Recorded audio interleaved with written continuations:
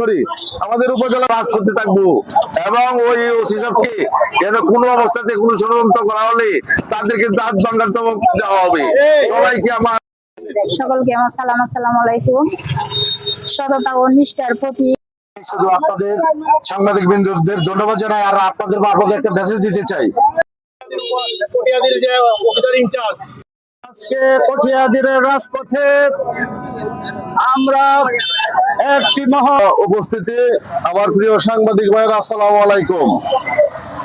আসলে আমাদের আজকে কঠিয়াদি মডেল থানার অফিসার ইনচার্জ জনাব, আমি সালাম জানাই, আসসালামু আলাইকুম রহমতুল্লাহ বারাকাতুহু। আমিন। আমাদের প্রিয় নেতা